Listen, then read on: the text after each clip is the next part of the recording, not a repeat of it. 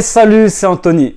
Nos habitudes nous définissent. Entre mes 18 et mes 25 ans, je me levais 20 minutes avant d'aller travailler.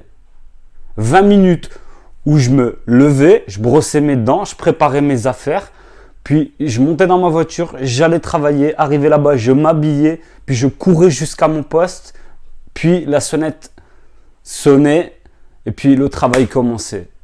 Autant te dire que c'était la course, c'était un calvaire. Et ça, c'était dans le meilleur des cas. Pourtant, j'étais investi dans mon travail. Et quand tu as de l'ambition, c'est un gros défaut.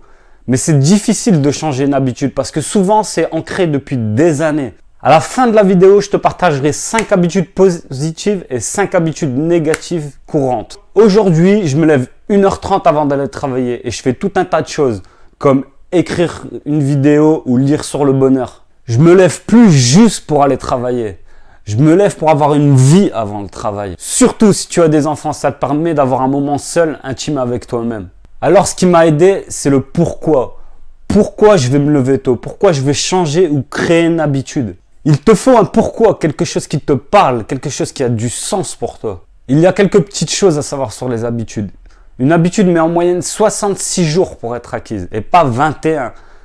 Dans la description, il y a un article qui parle de ça. C'est l'une des dernières recherches effectuées sur les habitudes. Tu peux prendre une habitude rapidement si c'est facile. Mais si c'est difficile, ça te prendra beaucoup plus de temps pour que ça devienne vraiment une habitude. L'habitude sera plus facile à mettre en place si elle est répétée tous les jours à la même heure. Ou par exemple, après un événement. Aller au sport après le travail. On appelle ça un point d'ancrage. Trouve-toi un point d'ancrage et crée une habitude qui a réellement du sens pour toi. Nos habitudes décrivent notre personne. Avant, j'étais un retardataire. Aujourd'hui, je peux dire que je suis quelqu'un de plus ponctuel. En général, ça m'arrive encore d'arriver en retard, mais c'est vraiment très très rare. Au quotidien, je suis quelqu'un de ponctuel. Et grâce à ça, aujourd'hui, je fais des choses qui ont du sens avant d'aller travailler. Parce que si tous les jours, tu te lèves, tu te prépares, tu vas travailler, tu vis pour ton travail au final. Que si tu te lèves le matin, tu prends le temps de faire des choses qui sont importantes pour toi. Chacun a ses priorités.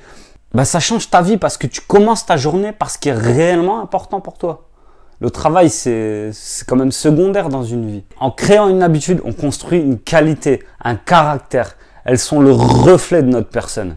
Ainsi, on peut regarder nos habitudes et analyser laquelle de nos habitudes fait de nous une personne qu'on ne veut pas être. Aussi, on peut créer une habitude sans pour autant en changer une. Par exemple, demain, tu peux te mettre à lire. Demain, tu te lèves, tu lis 20 minutes tous les matins. Je vais te partager 5 habitudes positives. Se lever tôt, faire du sport le matin, le soir, après le travail, lire, manger sain, faire une liste pour ta journée. 5 habitudes négatives.